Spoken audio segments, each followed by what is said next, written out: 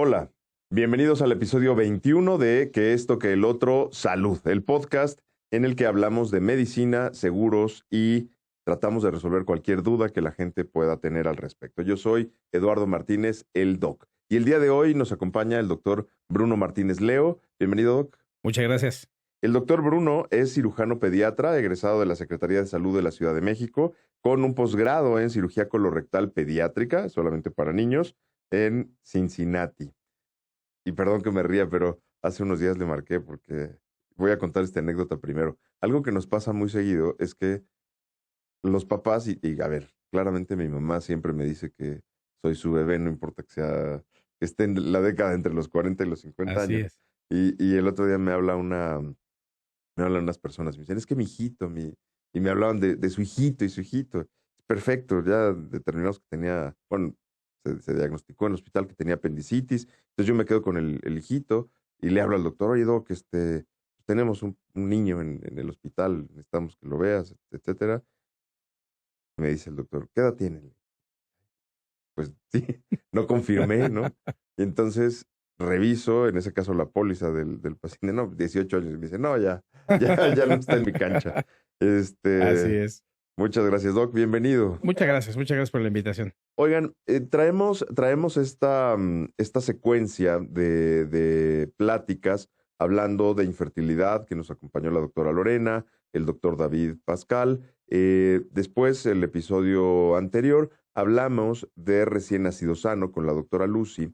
Y ahora me parece muy prudente, ya que llevamos un poco esta evolución, platicar o empezar a hablar sobre algunos padecimientos o algunas complicaciones que pueden tener los bebés cuando nacen. Es decir, vamos a hablar de recién nacidos no sanos o recién nacidos enfermos. Y me permití invitar al doctor Bruno, además de que goza de toda mi admiración. Por supuesto, considero que es un excelente cirujano porque él resuelve justo muchos de los problemas que se presentan cuando un recién nacido nace con alguna malformación o con alguna falla orgánica estructural, vamos a decirlo así, que hay que corregirla. Doc, cuéntame, antes de irnos de lleno a los temas, ¿qué hace un cirujano pediatra como tú? Bueno, ¿qué haces tú, no? Exacto. El cirujano pediatra resuelve las necesidades quirúrgicas de los niños, ¿no? Por ley, aquí en México, hasta los 18 años. Depende de cada institución hasta que da 16, 17, 18. Todas esas enfermedades que necesitan cirugía es lo que resolvemos los cirujanos pediatras. Puede ser desde algo muy sencillo como una hernia, y digo sencillo entre comillas, ¿no? Para mí es rutina, para los papás sabemos que esperemos que sea la única cirugía de su vida, pero es algo muy sencillo en el sentido de cómo resolverlo, hasta cosas más complejas, reconstrucciones, ano, recto, diafragmáticas, esofágicas. La gama en la que todavía se puede mover el cirujano pediatra es muy amplia, ¿no? Y generalmente nos hablan los pediatras. Los pediatras son quienes nos contactan para poder atender a los pacientes que así lo necesitan. Si somos muy estrictos, el cirujano pediatra, desde mi muy humilde opinión, se debería dedicar solo a la cirugía de niños. Pero por la formación que tenemos en México, hay muchos cirujanos y cirujanas pediatras que ejercen pediatría y también ejercen cirugía pediátrica. Cirugía Entonces, de adultos.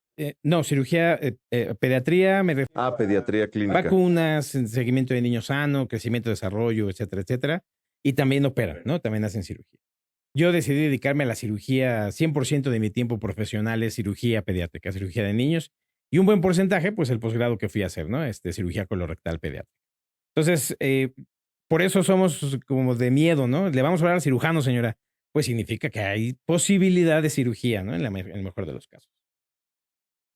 Depende mucho de la óptica, ¿no? Y ayer veía un caso así, donde un paciente se resistía mucho a cirugía, un paciente adulto, y lo dices bien, la gente lo ve como de miedo, pero la realidad es que a veces evidentemente cuando es quirúrgico, es la solución. O sea, miedo es quedarte con el padecimiento, miedo es quedarte con un problema que te puede poner en riesgo. Sí, así es. La cirugía es parte indivisible de la medicina. No puede haber salud si no hay medicina sin operar y si no hay medicina operando, ¿no? Que no significa que todo sea operable, algo que caracteriza muy bien. Yo creo que esta conducta es común a todos los médicos que ven niños. Yo creo que el médico más respetuoso que existe de los pacientes es el pediatra, en todas sus subespecialidades y en todas sus gamas, ¿no? Pero sin duda, por lo menos hasta hoy esa es mi impresión, el médico más respetuoso es el pediatra. No meten niños a quirófano cuando no es necesario, nunca caen en este tipo de prácticas. O bueno, probablemente habrá alguno que lo haga, pero no es lo común, ¿no? Los pediatras suelen ser muy meticulosos, muy cuidadosos, y eso es algo que además es complejo, pero es complejo porque a veces entre médicos los pediatras son los más exigentes, los más quisquillosos. Hombre, Hasta memes hay, ¿no? hasta exacto. Pero bueno, tiene mucho que ver con esto y la verdad es que eso es respetable. Oye, Doc, vamos a empezar. ¿Cuáles son, decías ahorita reconstruir, ¿no? Decías que una de las tareas del cirujano pediatra es reconstruir, y es cierto, porque a veces un bebé nace no completamente formado o con no quiero hablar de que no se le formó un bracito o tiene alguna malformación así, que también se puede corregir muchas veces, pero hablamos aquí muchas veces que no se formó un órgano, no se terminó de cerrar alguna parte de la evolución. Trato de no ser tan técnico cuando hablamos aquí en el podcast. Y entonces cuéntame, tocaba 5 puntos, ¿no? El primero, o bueno, hablábamos de 5 puntos que vamos a mencionar, que son los más frecuentes. Y el primero que tocabas es atresia intestinal. ¿Qué es la atresia intestinal para la gente que nos escucha? La atresia intestinal tenemos que pensar en el tubo digestivo como un tubo, ¿no? Desde la boca hasta el ano es un solo tubo, solamente con diferentes tamaños y diferentes funciones y diferentes actividades. Cuando hay una interrupción en ese tubo a cualquier nivel, principalmente del esófago y después del intestino medio, la mayoría de las veces el intestino delgado, se le llama atresia. Hay varios tipos de atresia y el tratamiento básico es conectar esos dos tubos que están desconectados, básicamente. Esta es una malformación que se detecta a los pocos días de que el recién nacido está con nosotros. Entonces hay que estar muy pendiente de la evolución, sobre todo cuando deja de evacuar o no evacúa y empieza a tener distensión abdominal. La atresia intestinal se puede presentar en el esófago, como comenté, en el intestino delgado es lo más común, un poco menos común en el intestino grueso, de atresias de colon, y después entramos en otra patología que se llama atresia rectal y nos vamos a la malformación anorrectal o ano imperforado, ¿no? Que es parte de ese mismo tubo que tiene diferentes funciones desde la boca hasta el ano. Y necesita cirugía para su corrección. No hay modo de que una atresia intestinal se resuelva sin cirugía, ¿no? Claro. Entonces, técnicamente lo que hace es, la atresia es, hay un corte en la comunicación. Exactamente, una interrupción. Puede ser que ni siquiera estén pegados, o puede ser que esté cerrado el paso. Y lo Exacto. que hace el cirujano es reconecta. Y si es al final, bueno, es otro escenario, que es el siguiente punto, que es el ano imperforado. Exactamente. El ano imperforado podríamos decir que es la parte, la atresia que ocurre al mero final del tubo digestivo y es un abanico de posibilidades muy importante en el cual en los hombres casi siempre se conecta con la vía urinaria. El recto debió haber nacido en donde están los músculos de la defecación, pero se conectó en una manera de fístula en la vía urinaria. Y en las mujeres hay otras posibilidades. Bueno, también en los hombres, perineal, donde se hace un hoyito. Luego hay muchos que les llaman ano anterior. Eso realmente no existe. Nunca he visto un ano bien formado, normal, anterior. Jamás. Sí, porque a ver, el ano no es nada más el agujero, ¿no? El ano es una estructura que lleva estructuras musculares, lleva estructura muscular, intestinal, vascular, etcétera, Exactamente, ¿no? sensibilidad, etcétera, etcétera, ¿no? Y eso es una fístula, es un orificio pequeñito mal formado que hay que reconstruir.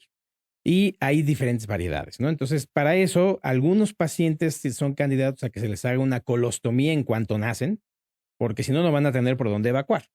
Si no tienen por dónde evacuar, entonces hay una perforación intestinal, ¿no? Entonces, y después una secuencia de eventos que llevan al recién nacido a la muerte, a final de cuentas.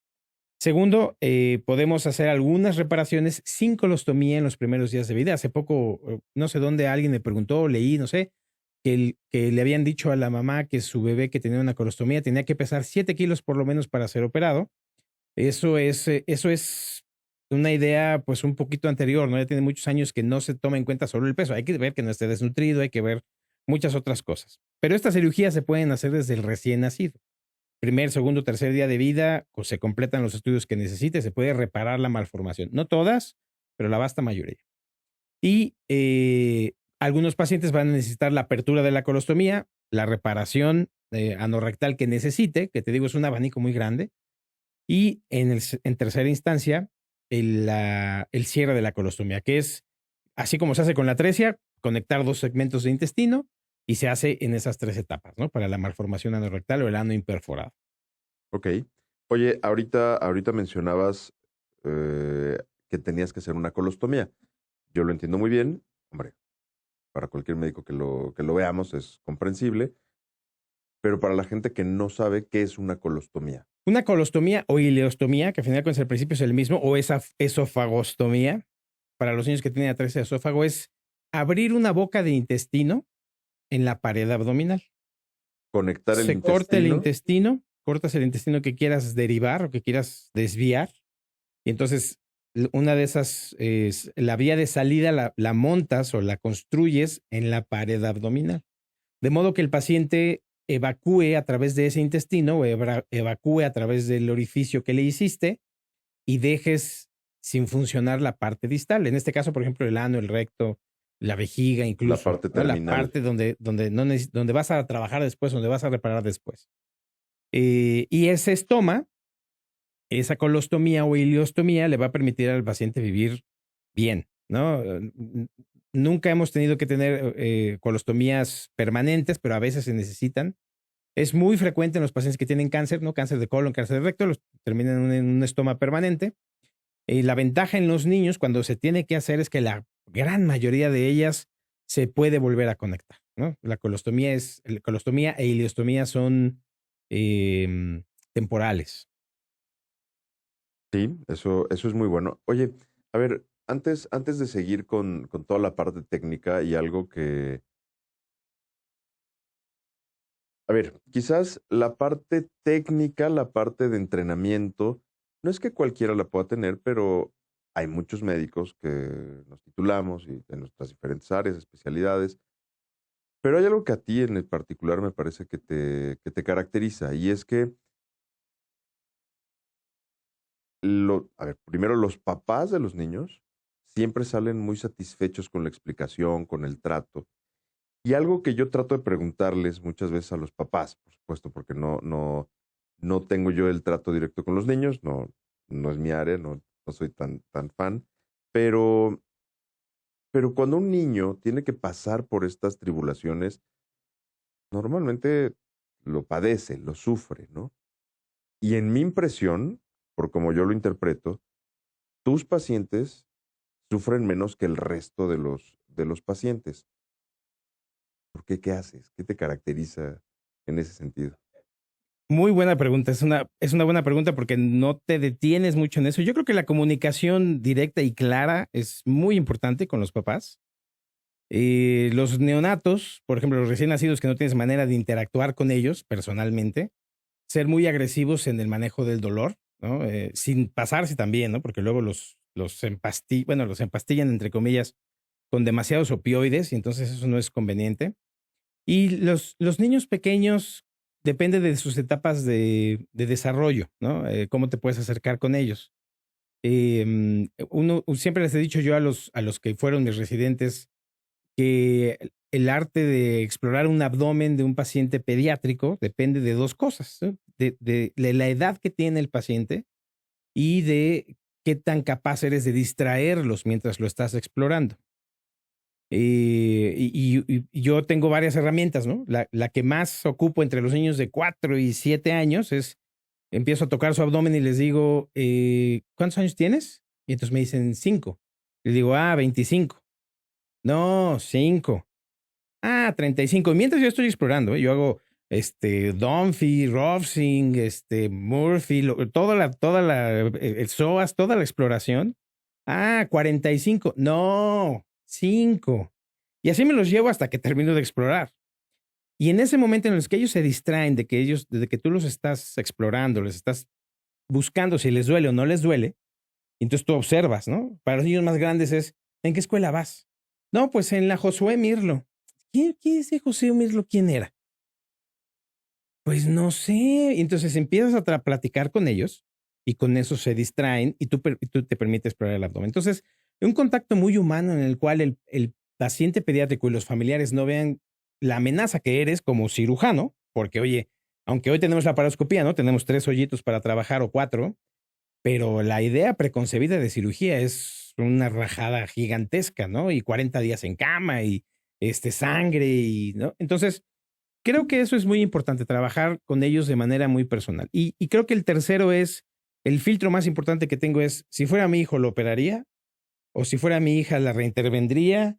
Si fuera mi hijo, ¿me esperaría? O etcétera, etcétera, ¿no? Eso creo que es lo que ha ayudado a que los papás tengan, pues, un poquito más de tranquilidad, un poquito más de confianza, y ser muy honesto con todos, ¿no? Porque luego, ¿me va a doler? No, sí, pues sí, te va a doler, hijo, te va a doler saliendo de la cirugía, pues sí, te va a molestar porque te vamos a operar, ¿no? Si le decimos que no, sale peor, porque al final de cuentas, oye, me mentiste, me dijiste que no me iba a doler y me está doliendo, ¿no?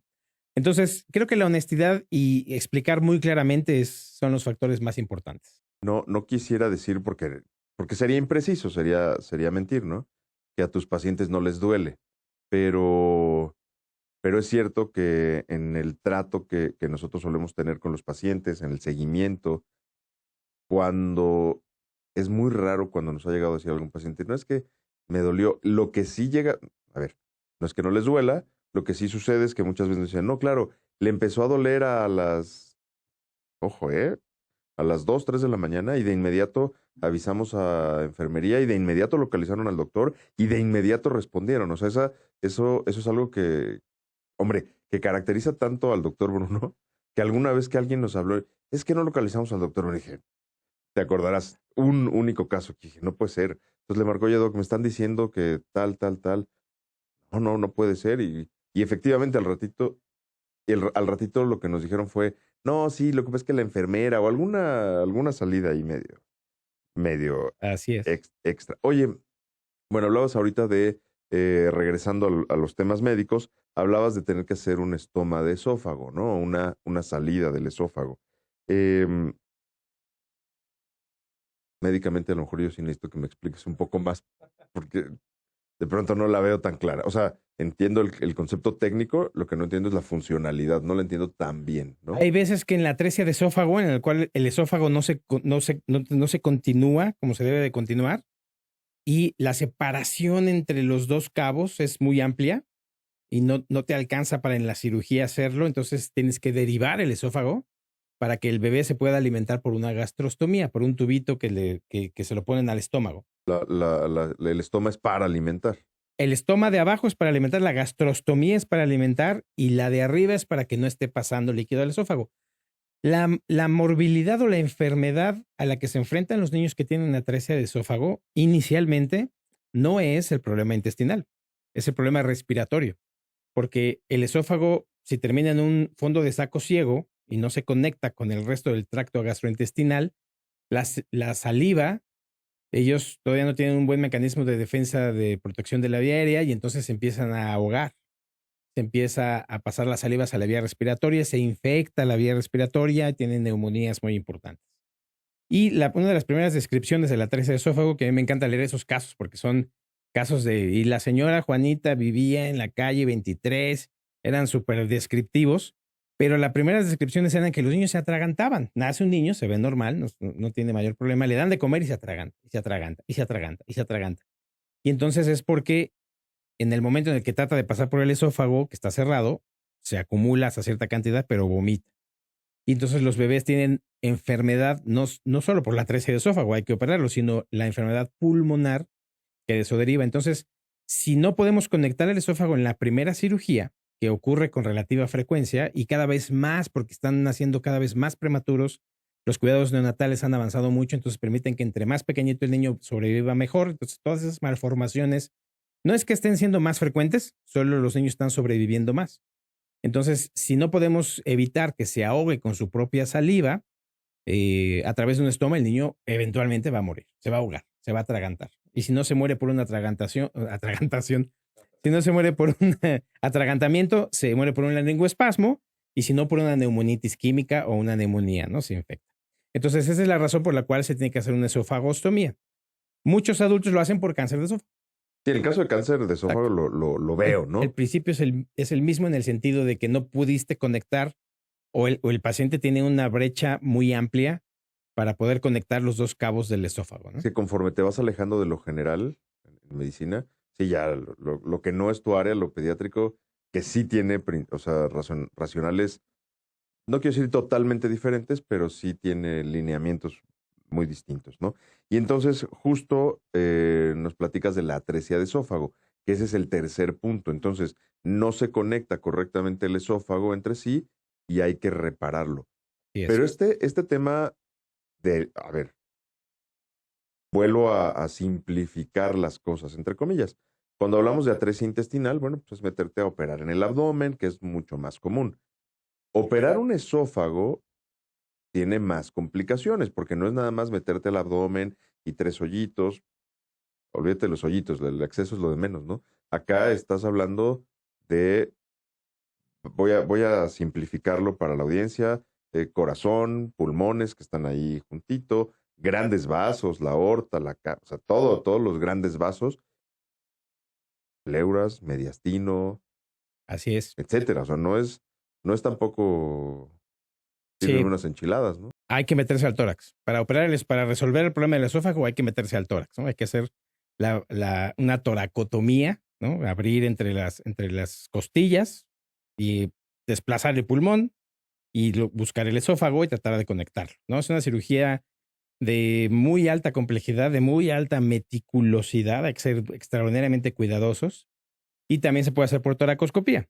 3, 4 hoyitos por el tórax es mucho mejor que hacer una toracotomía, ¿no? Pero básicamente es eso. No estás no te metes al corazón, sí te metes al mediastino, pero no te metes al corazón. El paciente tiene que estar en una posición especial para que puedas acceder cómoda y seguramente a la zona donde vas a trabajar.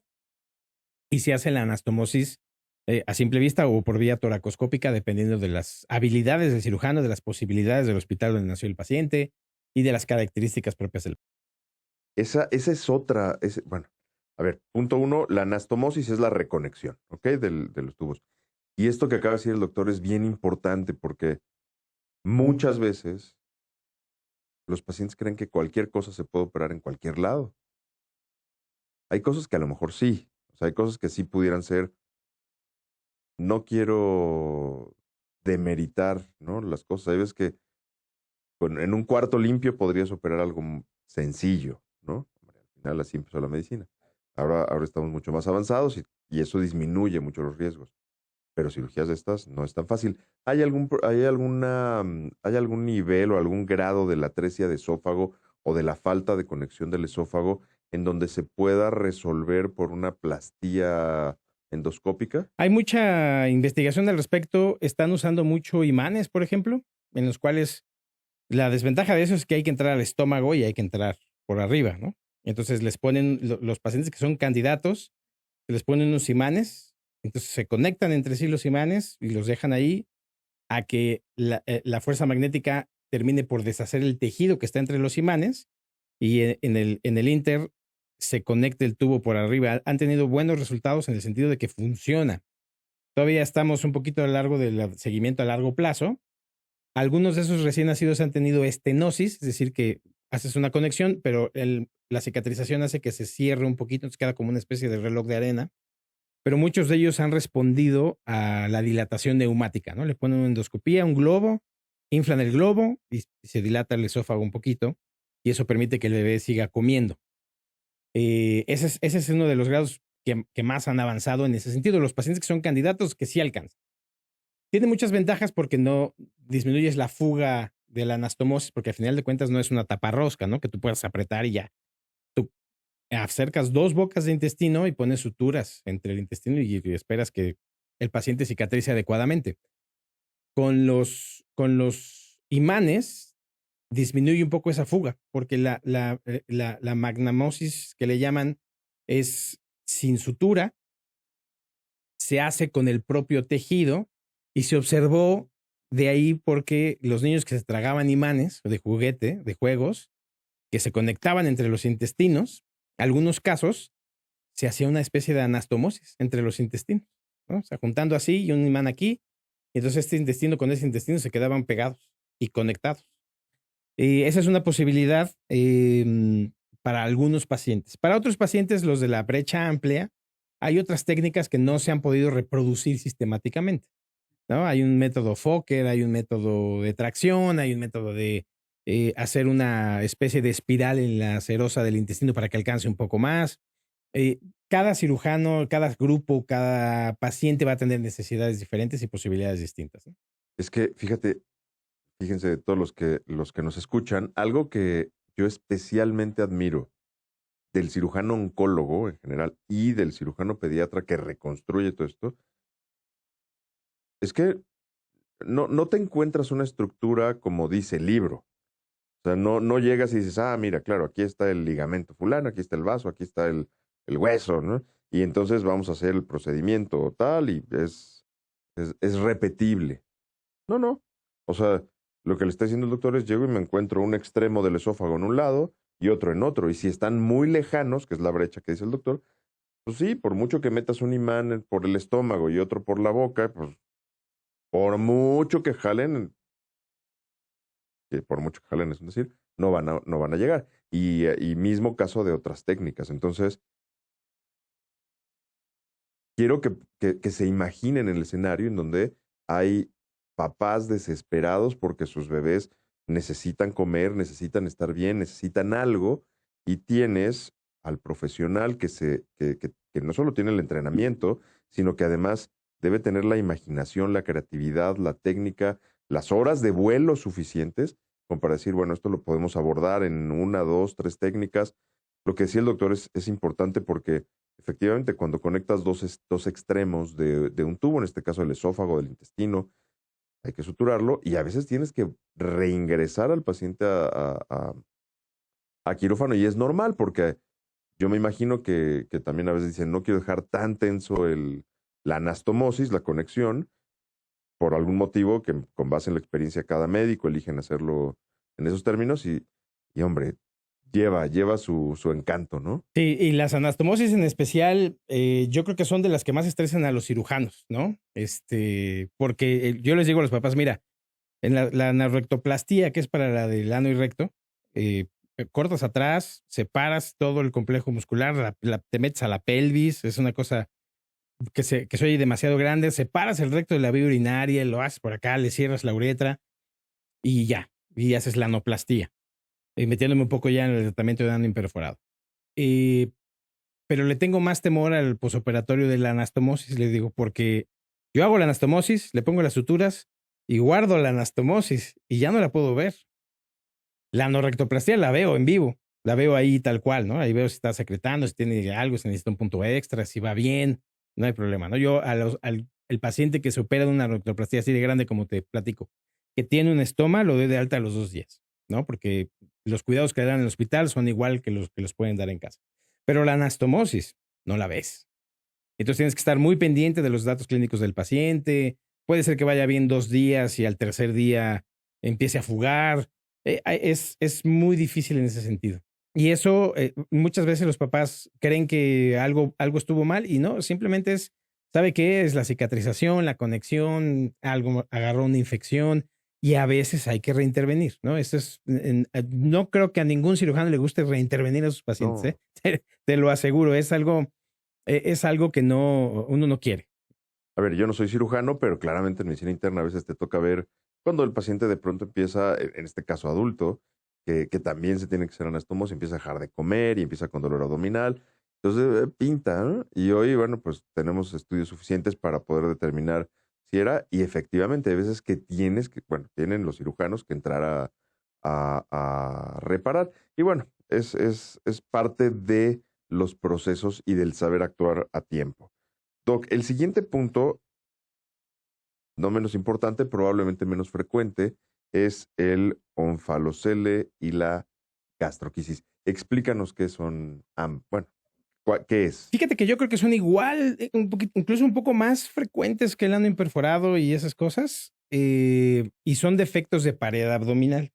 Siempre se tratan juntos porque los dos tienen el ombligo como punto de partida.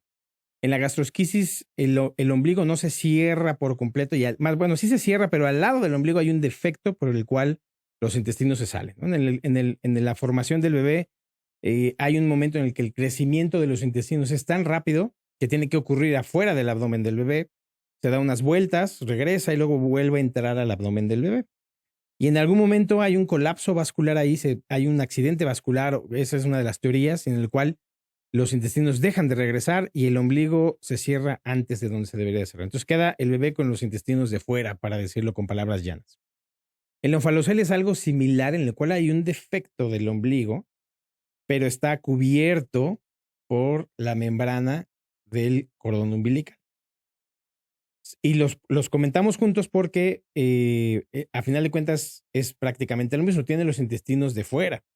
El tratamiento es muy diferente para los dos, ¿no? La gastrosquisis si se opera a tiempo, nace en un lugar adecuado, tiene diagnóstico prenatal, nace, prácticamente se opera luego. Entonces puedes inclusive meter todo, hacer una reparación del ombligo, una umbilicoplastía, o sea, cerrar el ombligo y vigilar que vaya todo bien. Y en el onfalocele depende del tamaño. Hay onfaloceles pequeños, 3, 4 centímetros, o hernias de cordón, donde solamente es una hernia que se mete al cordón umbilical, o onfaloceles muy grandes. Y el onfalocele que es muy grande, necesitas tener al paciente internado por muchos días porque hay que estarle poniendo sustancias para que disminuya poco a poco el defecto del cordón umbilical, o se están usando ahora parches coloides, terapia VAC, terapia de vacío. Se está haciendo mucha información al respecto. Con métodos nuevos, a lo mejor un poco más rápidos que solamente las pinceladas de yodo que había antes, o las sulfataciones de plata que les ponían antes, y les ha ido mucho mejor. La ventaja, entre comillas, ventaja de estos padecimientos es que un buen ultrasonido te lo detecta. Entonces pueden planear. El ultrasonido prenatal, que lo platicábamos el episodio pasado con la doctora. Exacto. Y los cirujanos pediatras debemos estar mucho más activos ahí, ¿no? Está muy metido en ginecología. Aquí en México está muy metido en ginecología. Yo me acuerdo que participábamos mucho en Cincinnati con el grupo de fetal, y el grupo de fetal lo llevaba el grupo de los cirujanos pediatras. Y entonces, con una buena detección, puedes planear dónde van a ser, puedes planear, van a ser, y a la hora tal vamos a hacer el cierre de la gastrosquisis, o luego naciendo lo pasamos al quirófano. Eso se puede hacer también. Se hace también, por ejemplo, con las hernias diafragmáticas, ¿no? En el cual el intestino se sube al tórax por un defecto en el diafragma, donde no los operas luego, pero luego les ponen algo en la tráquea para ocluir eso y luego los vuelven a meter, que es cirugía fetal. Pero a final de cuentas el tratamiento va a depender de qué tan rápido actúes en la gastrosquisis para que no se inflame demasiado el intestino. Inclusive puedes proponer que nazca a las 36 semanas, 37 semanas, en el cual pues se consideraría prematuro, pero el intestino va a estar menos lastimado. Y en el onfalocele, lo que se recomienda es atenderlo desde el principio en el centro donde tenga oportunidad y tenga todos los recursos, ¿no? Eso es muy importante. No, eso sí, son de esos que no pueden hacer en cualquier lado, ¿no? Deben hacer en un lugar que tenga los recursos y el personal adecuado para darle tratamiento por los días que necesite.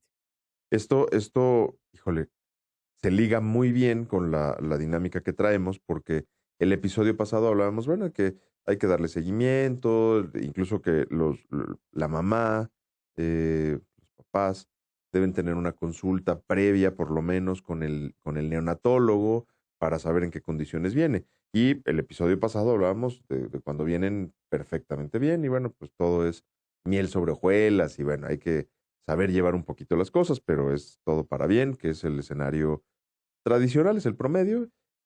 Pero cuando se detecta, y esa es la importancia de poder hacer prevención, de poder llevar tratamiento o vigilancia prenatal, cuando se detecta un problema, planear lo que vas a hacer cuando nazca ese bebé, porque, como dice el doctor, imagínate, planeas el nacimiento para poder saber en qué momento, además, ya que nació el bebé, lo vas a estar reparando, y eso tiene una finalidad muy sencilla, y es que le vaya mejor al bebé, ¿no? Que esos bebés tengan muchas más posibilidades, que en general hoy entiendo que eso se resuelve, o entendemos. A ver, cualquier papá que su bebé nazca con algún problema de este tipo, pues va a estar preocupado. Eso es inherente a ser papá, ¿no?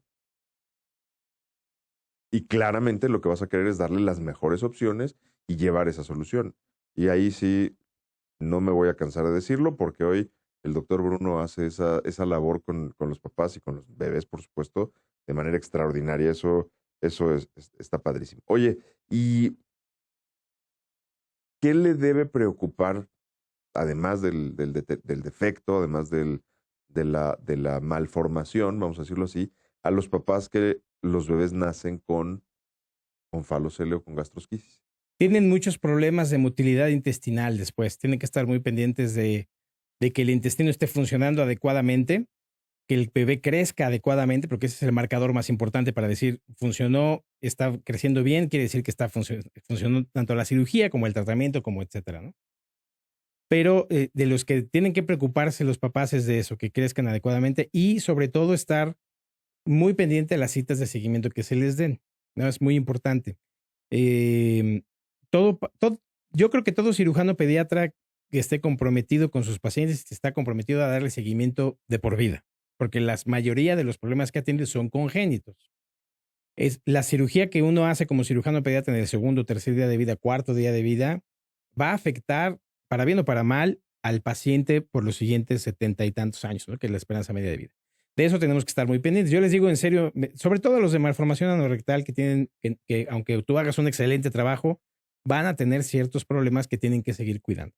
Pero les digo medio en broma, medio en serio, yo tengo que autorizar la boda, la universidad, la pareja, porque de una manera les haces entender que tienes que estar pendiente de ellos toda la vida, por lo menos una vez al año. Y a algunos pacientes les digo, mira, una vez al año mándame un mensaje o algo de que todo está bien, si todo está bien. Y si si algo no va bien con el problema de constipación vía urinaria, me hablas, nos vemos antes, ¿no? Y yo creo que aunque en menor medida, todo esto necesita la gastrosquisis, onfalocelia, 13 de esófago, todo eso, hernia diafragmática, necesita seguimiento a largo plazo. Es muy importante. La mayoría de ellos va a estar bien. Yo creo que el 95% va a estar bien, no va a tener problema, ¿no? Es más, ya ni se acuerdan, ¿no? ¿Y qué le hicieron? Pues no sé, tenía Hirschsprung y pues me operaron y estoy bien. Ah, pues qué bueno. Pero justo ayer me habló un amigo cirujano colorectal de adultos que iba a atender a una señora de 42 años con una constipación gravísima y entonces me dijo, me comentó que le hicieron una anoplastía cuando era bebé. Entonces, muy posiblemente esa hoy señora nació con una fístula rectoperineal, que nada más la desventaja de la anoplastía es que nada más le hacen un poquito más grande el orificio, no movilizan el recto donde debe de estar, al calibre que debe de estar, y sufre una constipación gravísima, severa, muy importante, ¿no? Entonces le dije, pues hay que asomarse a ver cómo está esa reconstrucción, aunque tenga 40 años. Y le doy todo el crédito a mi amigo que tuvo la humildad quirúrgica de contactarme para alguna duda que casi nadie hace, ¿no? Es que claro, porque además yo te iba a decir, bueno, ¿y qué haces? Pues primero observar a ver qué pasó. Y Claro, lo que claro. le dije, mira, lo que hay que hacer, si está muy grave la constipación, hay que hacer una colostomía y reconstruir eso, ¿no? O sea, hacer una Pero todavía tienes que anorrectoplastía. hacer una... Yo se lo propondría. Ya no me volvió a llamar porque me dijo, la voy a ver apenas, no sé si la vio, pero lo que yo le propondría sería eso. Una enchúlame la cirugía, ¿no? Así. Exactamente, ¿no? La anoplastía fue muy popular en los 60, 70 y todavía la hacen mucho. No está mal, tengo pacientes de 8, 9, 10, 12 años que solo les hicieron anoplastía, pero tratamos muy agresivamente la constipación. Si no la previenes, si no tratas la constipación con esos pacientes, la morbilidad que produce es gravísima, ¿no? Entonces, hay que rehacerle esa cirugía a esa señora, ¿no? Eso es lo que propondría antes, así nada más por teléfono, ¿no? Pero hay que estar muy pendientes de ellos. Eso es muy importante. Es que esto que dices, Doc, va de la mano con lo que te decía hace ratito del cirujano pediatra y del cirujano oncólogo. El resto de los equipos quirúrgicos están muy acostumbrados a, claro, hay variantes, ¿no? Y hay complicaciones y hay circunstancias, pero esa amplitud de posibilidades que ven estas dos subespecialidades es mucho más amplia. Y yo creo que esto lo platicábamos mucho con el doctor Daniel Pascal de infertilidad. yo no le llamaría, bueno, sí tiene que ser humildad, porque hoy creo que los médicos en general somos o tendemos a ser muy de yo lo sé todo, ¿no?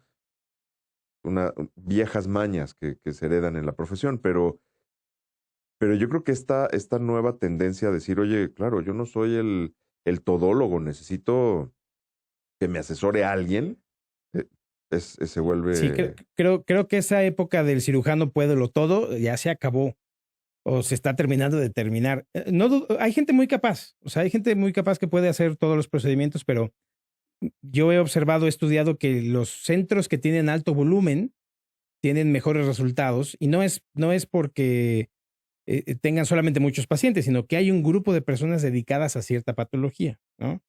Y Eh, eso te da más habilidad. Eso te da más habilidad, más conocimiento, más experiencia. Y yo te puedo decir, hay cirugías en las cuales ya no las haría solo. Tengo que invitar a un colega que tenga más experiencia. Por ejemplo, en tórax, una trece de esófago, tiene muchos años que no hago yo solo una trece de esófago. Yo invito a un colega cirujano neonatal que todavía después de hacer cirugía estudió un año más sobre cirugía de recién nacido para trabajar juntos en ese caso y ofrecerle mejores resultados al paciente. Si tú me preguntas, ¿puedes hacer una anastomosis esofágica? Pues claro, pero oye, no es lo mismo hacer una trece de esófago una vez al año que hacer una trece de esófago cada semana.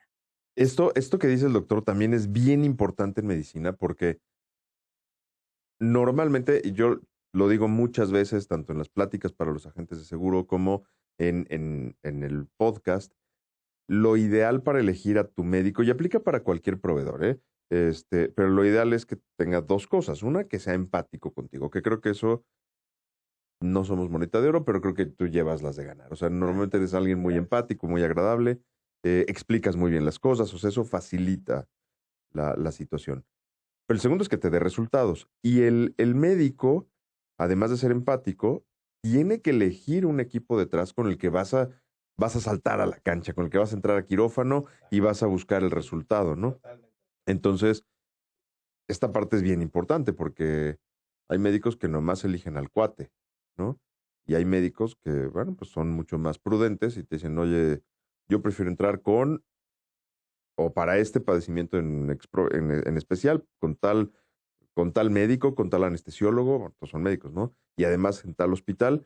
El asunto del hospital, ojo con algo, porque a veces es común que los médicos, y esto va mucho más para la audiencia, es muy común que los médicos digan, no, yo este hospital porque este es el único hospital que opera apéndices en el planeta, ¿no? Y es así, no inventes, o sea, hay veces que así de ridículas suenan las posiciones de los colegas. Y bueno, cuando en mi caso trato de ayudarles o recomendarles tanto los médicos, los hospitales, con base en pues, la capacidad que tengan si no tienen póliza de seguro, con base en los niveles hospitalarios que tienen sus pólizas de seguro, etcétera, algo que tú sabes muy bien, a veces hay que ser flexible, ¿no?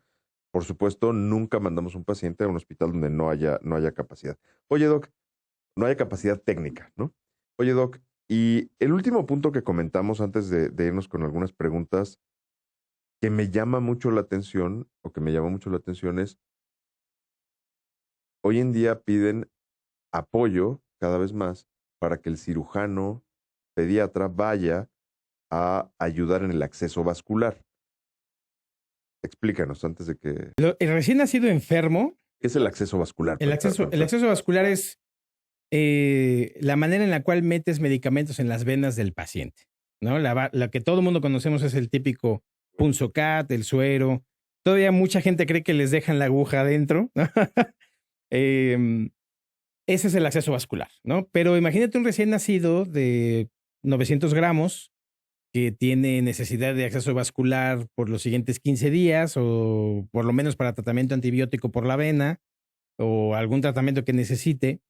Hoy día está muy avanzado el acceso vascular percutáneo, donde hay catéteres ya muy finos, 2 French incluso, en el cual puedes poner por el talón o por la basílica.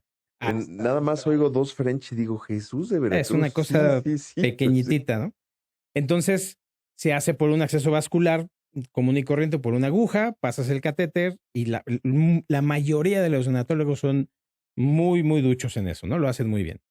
Cuando está complicado, hicieron un par de intentos, no se pudo, entonces llaman al cirujano pediatra porque tenemos una posibilidad más amplia de acceder, ¿no?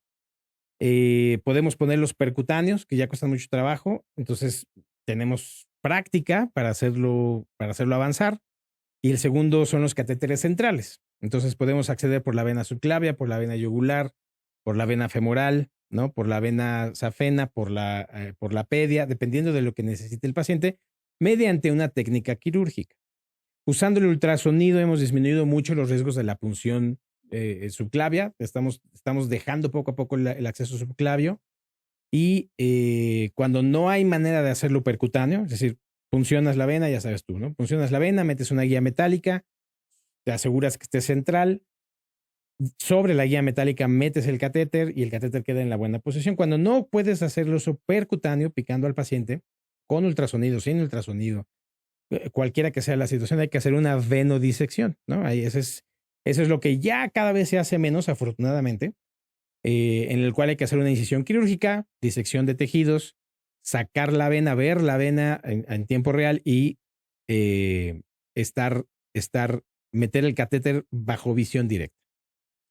Eso, a final de cuentas, necesita habilidades quirúrgicas y está dentro del rango. Los pediatras que tienen capacidad lo pueden hacer, esas venodisecciones, cuando no hay cirujano a la mano, cuando están en un lugar recóndito, cuando tienen lo pueden hacer. Lo ideal es que se haga siempre percutáneo para evitar daño a los vasos que están allí. Y la desventaja con la venodisección es que tienes que clausurar la vena en la mayoría de los casos. A veces no, pero la mayoría de los casos tienes que cerrar la vena que va bajando, ¿no? Todo el drenaje que va hacia la yugular interna o a la yugular externa se colapsa.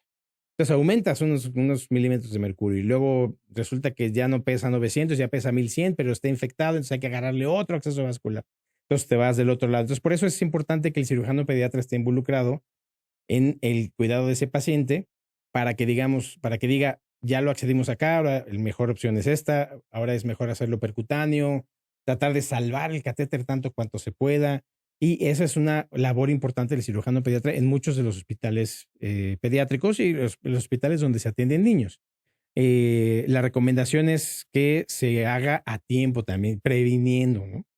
Porque resulta, oye, me urge que llegues porque el paciente ya tiene 6 horas sin acceso vascular y no podemos canalizarlo y entonces el paciente ya está depletado, está deshidratado, mucho menos le puedes acceder, es muy difícil pasarlo a la anestesia. Entonces, si nosotros observamos que el paciente ya va que necesita un acceso vascular más permanente, de más tiempo, entonces planearlo con anticipación para que al paciente le vaya mejor, ¿no? Aquí me gustaría hacer un corolario. Yo les insistí mucho a los residentes cuando trabajaba en gobierno.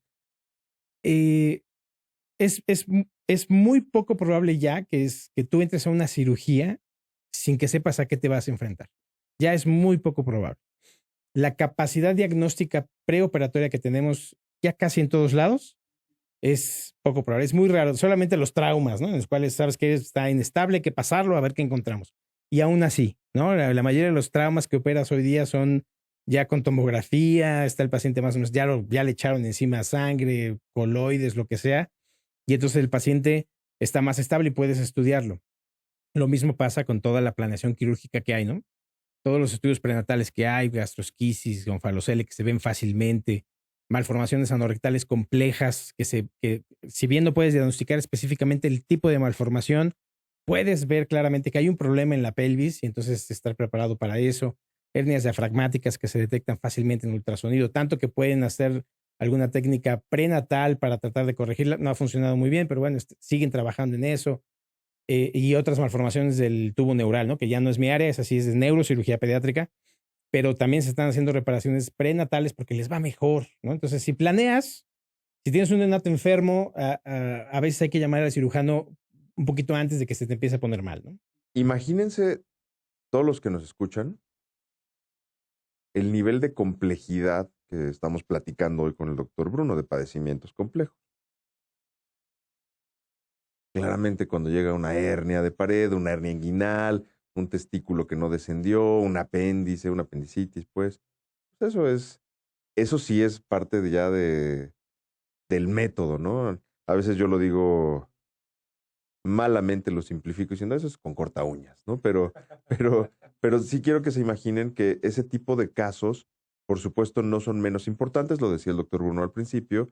eh, Al final, cualquier caso que suceda para un niño, para sus papás va a ser el caso más importante del mundo, sin importar el tema. Pero esta es la diferencia entre saber elegir a los médicos en todos los sentidos. Saber cuál es la experiencia del médico, qué es el tipo de complicaciones que resuelve o de padecimientos que resuelve, porque hay padecimientos que a veces son más frecuentes, que son de otro contexto. Aquí veníamos a hablar de recién nacido, pero que son de otro contexto y que en realidad pues se vuelven, no quiero minimizarlos, pero más simples, más de proceso. ¿No, Doc? Em, Doc, ¿cuál de estos casos, cuáles son las complicaciones más frecuentes que tienes que atender tú como cirujano ya para ir cerrando el podcast? Cada uno tiene sus propias complicaciones, pero el riesgo más importante que tienen todos los recién nacidos, todos los quirúrgicos en general, pero los recién nacidos en particular, la infección. Los pacientes que se infectan, ya sea que hagan sepsis, ¿no? Es una sepsis generalizada, o que se infecte el sitio quirúrgico, o que haga un absceso intraabdominal o un absceso en el sitio de la reconstrucción, ese es el riesgo más importante, yo creo. Segundo, los cuidados postoperatorios. Los cuidados postoperatorios en el recién nacido son muy diferentes de un recién nacido enfermo por neumonía, por sepsis, necesitas un neonatólogo con experiencia, ¿no? No un neonatólogo quirúrgico, porque a veces creen, no, no. Un neonatólogo que tenga experiencia manejando estos pacientes porque su dinámica de fluidos es muy diferente, ¿no? O sea, cuánta agua le pones, si se edematiza tantito, si el gasto urinario empieza a bajar, es algo muy dinámico. Sin menospreciar todo el cuidado de los pacientes no quirúrgicos. Pero el paciente quirúrgico necesita un neonatólogo con mucha experiencia y en quirúrgicos y que el cirujano esté pendiente. Esa es también otra cosa muy importante. La infección creo que es el problema más grave que tenemos ahorita en ese sentido. Cada uno de los problemas atresia intestinales, pues de esencia de la anastomosis, atresia de esófago, de esencia fuga, fístula de la anastomosis, conexión del esófago con la pleura pulmonar. En las malformaciones anorrectales, la infección que se estenose la uretra en el caso de los niños, de esencia que se abra la cirugía, esos son de lo que tenemos que estar muy pendientes. Cada patología tiene su propia vicisitud, ¿no? Con las cirugías menores, por así decirlo, pues la recidiva, testículo no descendido, hay un porcentaje de testículos que vuelven a ascender a pesar de que hayas hecho una excelente cirugía. Hernias tienen un riesgo de recidiva afortunadamente muy bajo, pero puede ocurrir. Con las hernias en particular es importante mencionar que el paciente que se operó de una hernia inguinal congénita puede tener hernia de la del adulto, pero no es diferente, el mecanismo es completamente diferente. Es algo que hay que explicarle a los papás, ¿no? Porque luego, oye, me operaste cuando tenía 4 años y ahorita que tengo 18, tengo otra vez, y uno lo hace estudiar adecuadamente, es una hernia diferente, ¿no? Propia ya del adulto. Pero yo creo que esas son las complicaciones de las que uno tiene que estar prevenido y preparado para que, si se presentan, decirlo. Siempre le digo a los papás, mire, le voy a explicar qué puede pasar mal porque no me gustan las sorpresas feas. Si ocurre una de estas 4 o 5 cosas, que es lo más frecuente, bueno, sabemos que puede ocurrir. Vamos a estar prevenidos y preparados para ello. Si no ocurre, qué mejor, pero tiene posibilidad. Y entonces ya le dices el pronóstico. Tiene muy altas posibilidades de que se abra o es un riesgo estándar, ¿no? Muy bien. Doc, antes de cerrar, ¿dónde te encuentra la gente en redes sociales? Doctor Bruno Martínez Leo. Estoy en todas. No posteo tan frecuente como tal vez me gustaría. Estoy posteando más en TikTok porque me hacen preguntas, entonces de ahí saco un video rápido. Pero estoy en Instagram, en Twitter, en Facebook, y en TikTok. Creo que no me falta lo básico. Ya me falta el podcast. Cuando quieras, aquí te recomiendo aquí al equipo de CS Talento. Oye, y para cerrar, normalmente les pido, tú lo sabes ya, que nos recomienden un libro, una película y una canción. La película, sí pensé en eso. A lo que no llegué fue la canción, pero ahorita se me va a ocurrir una. No es cierto, sí pensé en la canción. Mira, la película, dirigido tanto al público como a los agentes de seguros, como a los médicos que nos ven, pensé en películas en ese sentido. Y estuve en 4. Hay una que se llama Wit, de Emma Thompson. Es la perspectiva de una paciente que sufre cáncer muy interesante. Después está una que se llama La escafandra y la mariposa, es francesa, sobre creo que era escritor, en el cual le da un evento vascular cerebral y nada más puede mover un dedo y escribe un libro después de eso y de ahí se hizo la película. Pero la que más me ha gustado siempre, a mí más me impactó cuando la vi, se llama Something the Lord Made. No estoy seguro cómo se llama. En español es con Alan Rickman y habla sobre la cirugía de los niños azules, la tetralogía de Fallot, la cirugía inicial, la fístula que se hacía antes. Habla de cómo llegaron a ella, cómo hicieron los experimentos y ya sabes, dramatizada a final de cuentas. Pero creo que habla muy bien de cómo atacaron un problema necesario y que ahora ha salvado miles de vidas en ese sentido, ¿no? Esas tres les podría recomendar. Del libro, ese sí es solamente para esos profesionales de la salud que han perdido un paciente, que tristemente a todos nos ha pasado. Cada quien tiene sus propios mecanismos de cómo lidiar con eso, pero se llama Muerte, Pato y Tulipán, de Wolf Elbrook. Muerte, Pato y Tulipán. Parece que es una historia para niños, porque es un libro para niños, ¿no? O sea, es un libro que lees en 3 minutos, pero el mensaje es contundente, directo, te da cierta paz en la cual sabes que hay cosas que no puedes controlar, ¿no? Y sabes que puedes vivir. Yo creo que como cirujano, como médico que ha perdido un paciente, que llegó a mí en un momento en el que yo había perdido un paciente, y la verdad es que me ayudó a ver un poquito más claramente esa situación en la cual pues a veces no tienes control, ¿no? La muerte es parte de la vida a final de cuentas. Y la canción es Space Oddity de David Bowie. Y hay una remake, que no es remake, es franca inspiración, quiero decir, de Café Tacuba y el espacio. Son exactamente lo mismo, pero hablan de cómo se pierde una persona en algo que lo atrapa, ¿no? En el espacio. Ambas canciones son lo mismo. Te atrapa el espacio y te quieres perder ahí, ¿no? Al grado de que en la canción de David Bowie dice, dile a mi esposa que la amo mucho. Ella sabe, pero yo ya me fui al espacio, yo ya no regreso.